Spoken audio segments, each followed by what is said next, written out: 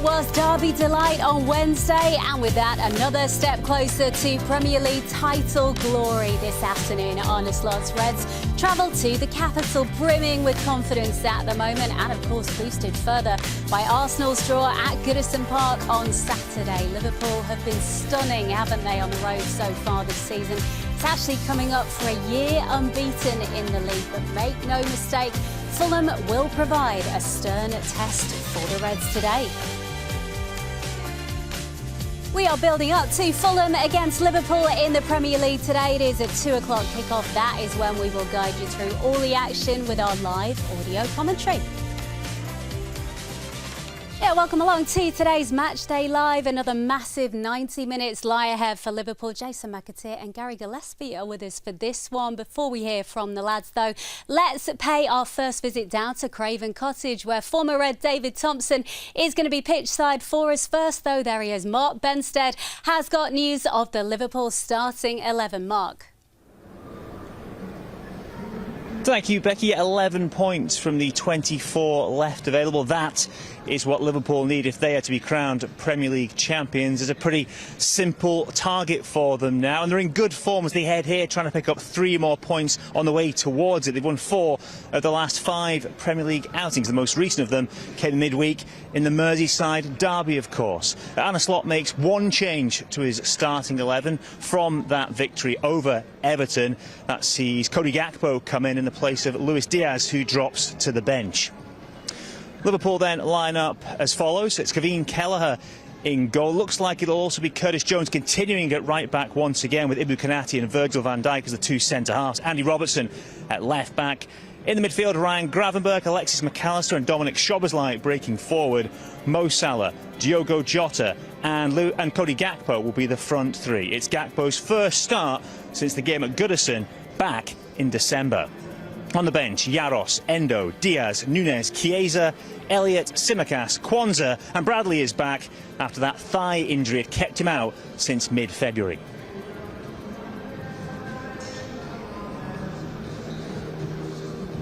As you mentioned, David Thompson is down pitch side with me at Craven Cottage today. Let's start with the change to the team from midweek. What do we get by Cody Gakpo coming in place of Luis Diaz? Well, we certainly don't get any drop-off in performance. I think Cody's form over the winter period was just exceptional. Luis Diaz's form at the start of the season was next level as well. So we won't get any drop-off today. But I think Arne Slot was talking about the difference between being good and great in the Premier League is being fully fit. Obviously, Cody's going to be struggling for a little bit of fitness, but he can definitely deliver a good performance today. I'm expecting big things. As I mentioned, it looks like Curtis will continue at right back. What did you make of what he did there in midweek, but also maybe the different task he'll face today playing away from home? Well, I think obviously he was played right back because we were going to have a lot more possession of the ball. I think if you look at Fulham's possession stats over on average over the season, it's 52.5%. So they're in the top 7. To put that into context, we're in the top 3. So he is going to face different challenge today. Obviously, he's going to have less of the ball. He'll be facing more defensive responsibility, and he's going to have to be up to the test. But he's been absolutely superb all season, Curtis. You know, it doesn't surprise me. He's one quality lad. He's got a great attitude. The quality he brings to the team is fantastic. So he's just going to have to be fully aware. He might be overloaded at times. You know, have to be careful with his defensive responsibility. But I don't see any problems there for Curtis today. But also, it's a massive vote of confidence in you as a player, isn't it? If you know your manager believes in you to the degree he's willing to play you in different positions, put faith in you in games like this. And I think you listen to the gaffer's press conference the other day. He's got full trust in Curtis wherever he plays him, and that's the thing about Curtis. He really understands the game. Doesn't matter where he is on the pitch, he really understands the game. Over the last 18 months, we've seen like an evolution in Curtis that's, you know, it's been absolutely phenomenal. I think at times when, in the past under Klopp, if you were asking me to pick the team, I think if we were going to have more of the ball, then I'd say, yeah, play Curtis. But if we were going to have more of the defensive role, like against your Arsenals and teams like that, I'd say maybe leave Curtis on the bench. But he's matured and evolved that much that it doesn't matter when you play him now. He understands the game. He understands his defensive responsibility. The clearance he made in I think it was the last 20 minutes when it was just about to drop to Branthwaite on Wednesday night was absolutely sensational. That was a positional sense. Doesn't matter where you play Curtis on the pitch. He's really an intelligent footballer. And he deserves all the plaudits he's got. Plus, he made his England debut this season as well. I really believe, I think, if he has a little bit more confidence in himself, he can take himself to the higher level of Premier League legends. He's that good. Just finally, in terms of the situation Liverpool find themselves in, it's getting ever clearer. Does that start to come into your thoughts the closer you get to the finish line? Sorry, what was that? In terms of winning the title, knowing it's so close? Yeah, it's so close. It is so close, but you've got to realise you can't get caught up in what everyone else is talking about. How Liverpool have won the league. It starts today. It starts with this game in front here. Fulham have still got something to play for. It's always a tricky fixture. I think if we win the next 3 games, I think we've certainly won the league. It's getting close, it is certainly that, but there is work here to do. Fulham are opponents this afternoon. Details on their starting lineup to come very shortly. Yeah, much more to come from the lads at Craven Cottage throughout this show, but it is a warm welcome. Welcome back to both of you, to Gary and to Jason. So 8 games to go, would you believe it? And we're almost at the finish line, Jace, but I think games like this, in the sunshine, down in the capital, everyone's looking forward to it. Hopefully one step closer by this evening. Yeah, I think, you take the game on its face value. You've got Fulham, who aren't in great form, but as you mentioned at the top of the show, can cause problems, and their home form has been patchy. But for Liverpool's away record, as you mentioned again at the top of the show, I think it's a year now before, it's shown a loss. They're very much in credit when it comes to playing away from home and putting in good performances and picking up points. And as much as your foundation of winning the Premier League, which we're on the brink of, we still don't want to talk about it, but we're on the brink of possibly winning the Premier League. The foundation is obviously your home record, which has been sensational. Only one sort of black mark, the Forest game, but if you can pick up some serious points away from home, you're going to be challenging, and that's what Liverpool have done.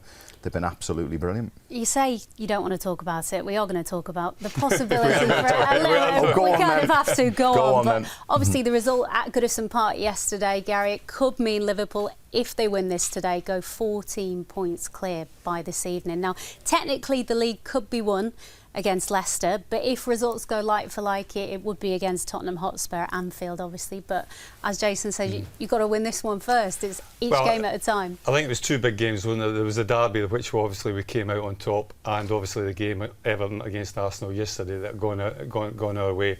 Arsenal have been a little bit patchy, and to be honest with you, I can't see Arsenal going all the way to the end of the season undefeated. So I think Liverpool have got a bit of breathing space in with regards to that. But we've put ourselves in a great position. You can't argue with like what he's achieved in his first year as a manager, and dare I say it, it's the champions in waiting. Now, if we blow it, it'll be the biggest blow up in the history, the Premier League or the history of football, probably. And I think you've got to be, as a Liverpool player, going into all these remaining games, full of confidence, but with that little nagging doubt in the back of your head that it's still not done. We're still not over the line. But in saying that, we're at, it's nearly there. It's just nearly there. You look at Arsenal's team against Everton yesterday, 5 changes, obviously looking at Real Madrid in the week, and even Mikel Arteta, although he would never admit it publicly, is probably thinking it's almost mission impossible now. But we're seeing the Reds arriving there at Craven Cottage. Just in terms of today's team, Jace, just the one change. Cody Gakpo comes in for Luis Diaz up front. Alisson still under medical supervision after that concussion incident on the international duty. A lot of people thought he might make his return today, but not to be. Obviously, Queeve a more than able deputy. Not even really a conversation, is it now? Absolutely. I think the quality that Quivine gives you, it's a no-brainer, isn't it? When you think of who am I going to pick to replace Alisson? Listen, we know the quality of Alisson. I mean, his performance against Paris Saint-Germain in the Champions League, I think elevated him to that top spec. If you ever did have any sort of doubts whether he was the #1 keeper in the world, his performance there just highlighted how good he was and how important he is. But to have a replacement keeper, a second keeper of the quality of Quivine is sensational. Playing now for his country, so he gets football when he goes away on international break, or not break, but international duty, and he comes back and he's fit and he's sharp and he's ready to go. His character is fantastic. He's very, very calm. And yeah, throwing him in today is absolutely no worries for Liverpool. Let's speak about just in front of them then. It is Curtis Jones who continues at right back. Gary was very impressive really in the Merseyside derby in a position that is relatively unfamiliar to him. What are your thoughts? I mean, I think we heard little David Thompson talking about him. He is a quality individual. As a footballer, he's technically very, very good. There was 1 and 2 incidents in the Derby game where you could tell that he's a midfield player playing at right full back, but there wasn't too many. I was surprised that he actually played right back in the Derby, but the fact that like Everton are a big side, I thought Jarrell Konza might have been like the one to come in. But as I say, he's a talented individual. He reads the game exceptionally well. His understanding of the game is exceptional as well. So, listen, we'll see today, like, if he gets exposed, but I don't imagine that'll be the case. He's got Kanati behind him as well, pulling him and pushing him in the right direction. And I think it gives you a little bit more of an attacking option, maybe down that right-hand side, as opposed to maybe Jarrell Konza. But there's no doubt that Liverpool certainly would be like far more grateful if Conor Bradley was coming back into the side. But you know, he's been out for a long time. So, but. He's a good standing, he's a good number, well, I was going to say number 2, but his best position for me is in central midfield. But in saying that, needs must, he fills a gap and he can do it exceptionally well. Becky, you need to be a top player to play right back. I mean, it's not a position like, I mean, it's the hardest position on the pitch and the most important. You were a wing back. Was I? Well, I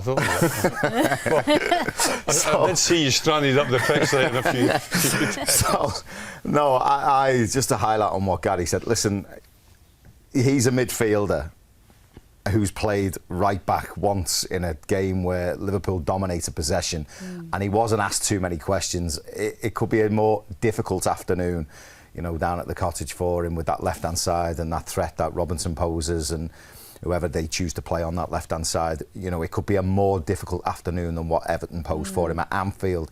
But what I, you know, will reiterate what Gary said. Listen, Curtis Jones is a quality footballer that can play in that position when asked to. I wouldn't like to see him play there a full season or consistently, because it is a position that you need to learn your positional play and how to do it. But what I really like about him, and we see this with Manchester United, where players have to adapt in different formations, different positions, and we can see how difficult it is for a modern footballer to play out their comfort zone.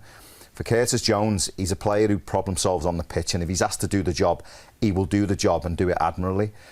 His positional play, he got caught out a couple of times, and, you know, he was a little bit... Didn't really get punished though, did he? No, he didn't. He didn't. But in saying that, yeah, he's a very, very good player who can play in that position, but I wouldn't like to see him do it every week. Well, he does do it this week against Fulham again, after also doing it in the Merseyside derby, Curtis Jones. We've got to speak about the one change, which is up front. In comes Cody Gakpo for Luis Diaz, who had an outstanding game against Everton, Gary, midweek. Yeah, I think that maybe to his detriment, actually, because he seemed to be here, there and everywhere, like in the derby game, didn't he? He was absolutely on fire. I just think that Cody Gakpo's got to come back into the team somewhere along the line. He's struggled since he's had that injury. He's come back into the side. Doesn't look, or the games that he's played, didn't really look 100% fit to me. But there's no doubt in the fact that you look at his goal stats this year, he's been a really big force and a big reason why Liverpool are in the position they are in. And it gives them an opportunity today. He can shift it about, and I mean, like Luis Diaz can come in, he can play central as well. So I would be more than, well, I wouldn't be surprised to see like Luis Diaz play some sort of part in the game, to be quite honest with you. In the second half, you would imagine he'll probably make an appearance, Jose. Yeah, Luis Diaz. Yeah. Well, it depends on how the game's going, isn't it? But obviously with Cody Gakpo being injured and coming back in, there probably will be a point where, you know, he runs out of steam a little bit and the change is made. Listen, they're similar players in what they can do in an attacking role. I think Gakpo, for me, unfortunate to pick up that injury when he did, because for me he was arguably Liverpool's best player at the time he picked up that injury. But for me he's a bit more trustworthy. I think I look at him from a defensive point of view, and I think he's going to track back a little bit more than Luis Diaz. I think he sees danger a little bit better. But going forward, when he has the ball at his feet, he seems to find a way coming in off that left-hand side. You know, some of his I think what it gives you is more of a goal threat at the far post, like, you know, from Liverpool building down the right-hand side from the opposite flank, he gets himself in really good position. We've seen it on numerous occasions this season where he's got in at the back post, and more often than not it's been like Mohamed Salah that's found him with these little cross balls into the box. Luis Diaz is maybe not quite as effective, maybe coming in from that left-hand side and being a goal-scoring threat. He wants to get involved in a little bit more in the build-up play, where I think that's the difference between like Gakpo is more of a goal threat at that far post. Well, it is Cody Gakpo who gets the nod today. We are going to jump back to last Wednesday night now, and Arne Slot enjoyed his first Merseyside derby win thanks to Diogo Jota's strike that saw the Reds earn their 100th victory in the fixture. It's a Merseyside derby to kick it, the run into the end of the Premier League season. There's plenty at stake for Liverpool tonight. And Jota goes on, and it's a really good block by Branthwaite. Liverpool win it back. Tarkowski goes flying into the challenge. I cannot believe that that is not a red card. It's Szoboszlai, and it just won't come round for him. It's a long ball downfield, looking for Beto again. Flag stays down, and Beto has half a chance and scores. Oh, it's not going to count, the flag's gone up.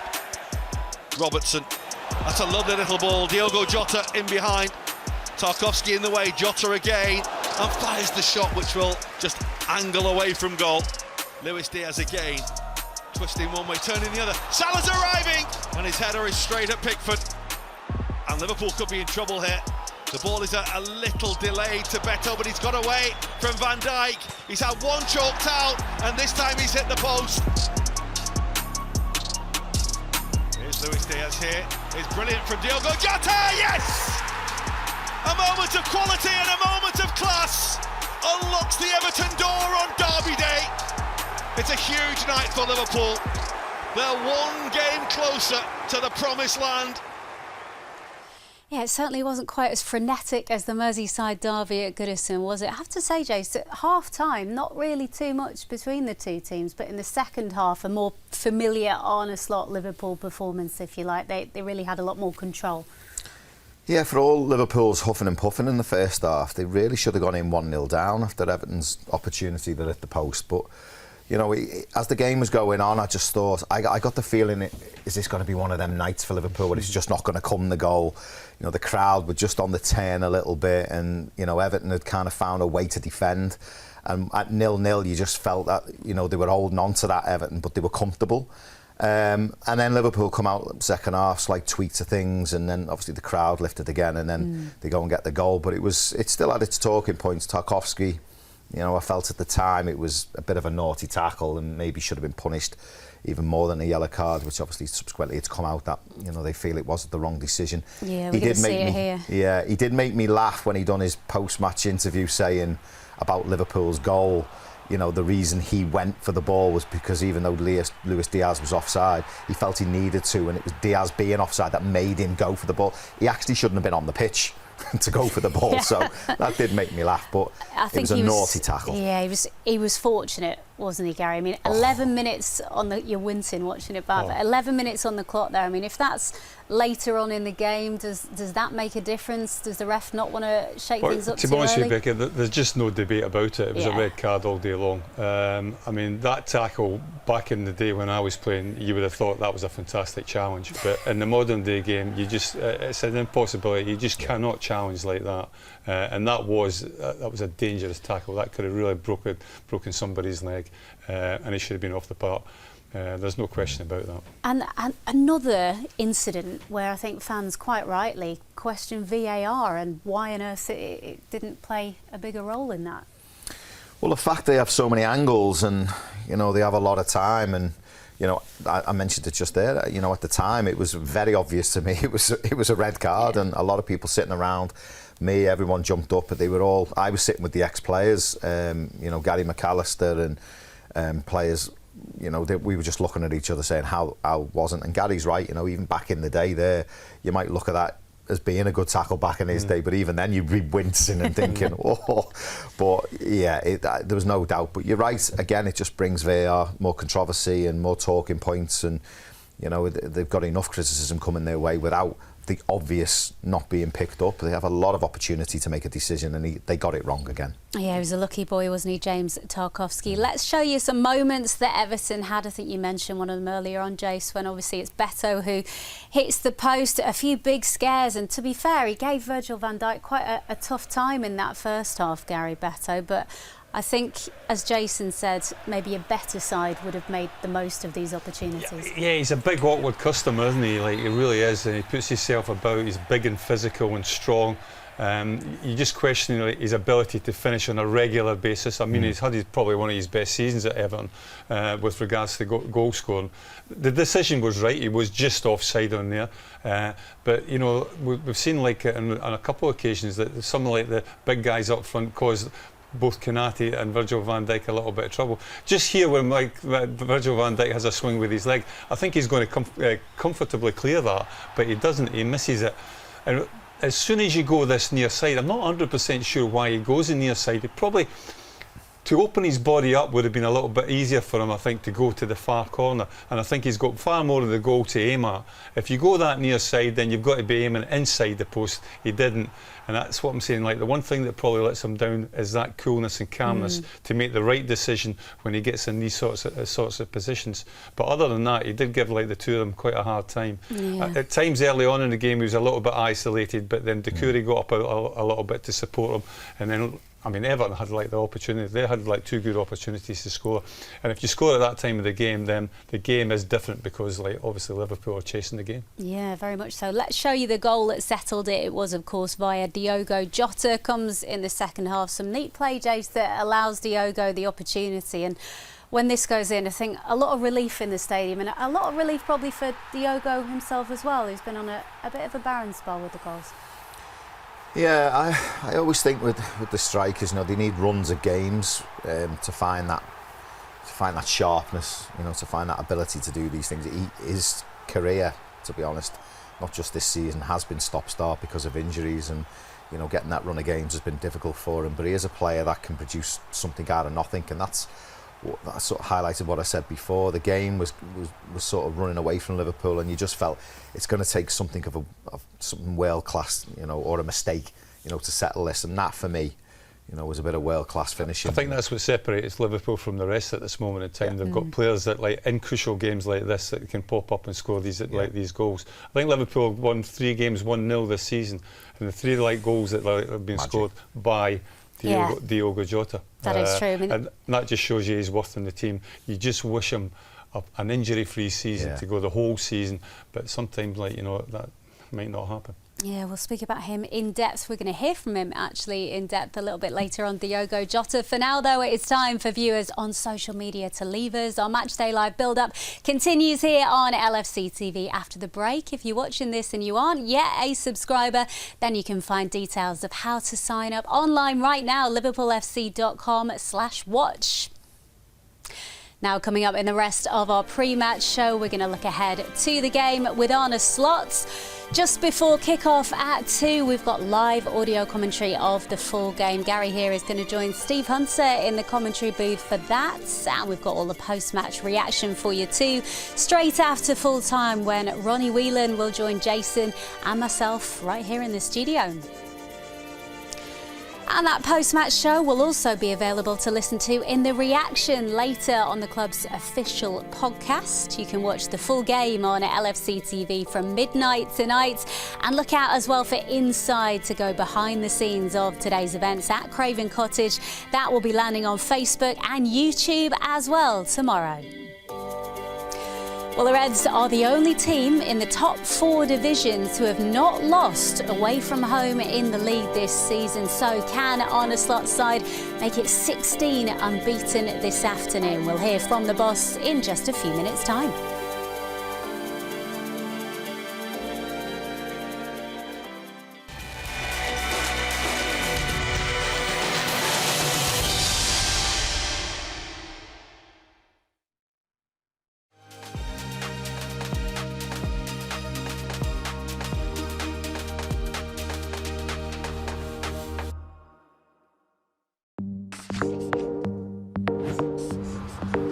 It was in 1951 that Bill Shankly was first interviewed for the manager's job at Liverpool.